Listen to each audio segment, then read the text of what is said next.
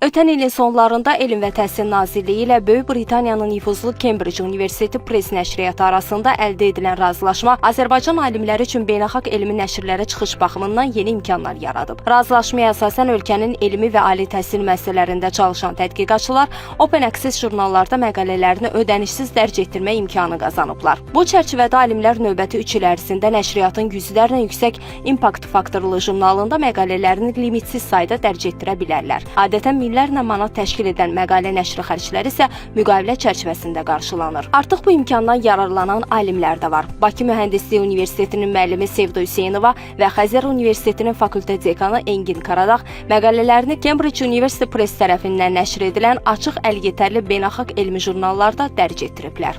Elmi tədqiqat işim Cambridge Core bazasına daxil olan Cambridge University Press tərəfindən nəşr olunan Iranian Studies Q1 kvartilli jurnalda nəşr olunmuşdur. Open Access-də nəşr etmə fürsətinin yaradılması bizim tədqiqatlarımızın qlobal diskursa inteqrasiyasını sürətləndirir.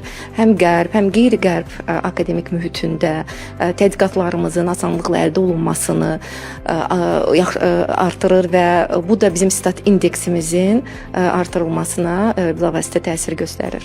Mütəxəssislərin fikrincə isə bu təşəbbüs Azərbaycan alimlərinin qlobal elmi məkana inteqrasiyasına, beynəlxalq əməkdaşlıqların genişlənməsinə və ölkənin elmi nüfuzunun artmasına mühüm töhfə verir. Birinci növbədə alimlərimizin tədqiqatçılarının ən çox şikayətləndiyi ödəniş bariyerini burada aşmış oluruq.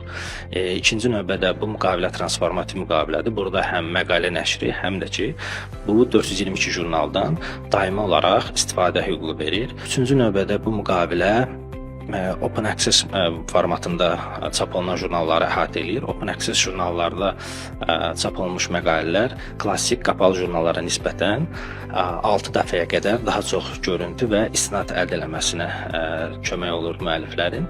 Və əlavə olaraq da bildirə bilərəm ki, müqavilənin yaxşı tərəfi ondan ibarətdir ki, hazırda 140 müəssisə bu imkandan faydalana bilir, amma gələcəkdə növbəti 3 il ərzində əlavə müəssisələri də siyahıya daxil edə bilərik. Bütün universitetlər, institutlar, dövlət qurumları, arxivlər, muzeylər bu imkandan istifadə edə bilərlər. Bu müqavilə ilə biz eyni zamanda alimlərimizin kollaborativ məqalə yazımlarına da dəstək göstərə bilirik. Çünki müqavilənin şərtlərinə görə əsas yalnız məqaləni təqdim edən korrespondent müəllif Azərbaycan olmağı, Azərbaycan elmi və ali təhsil müəssisələrinin olması tələb olunur. Qeyd edək ki, sözgedən razılaşma ölkədə transformativ Read and Publish modeli əsasında bağlanan ilk müqavilədir və alimlərin nüfuzlu elmi bazalarda daha fəal təmsil olunmasına şərait yaradır.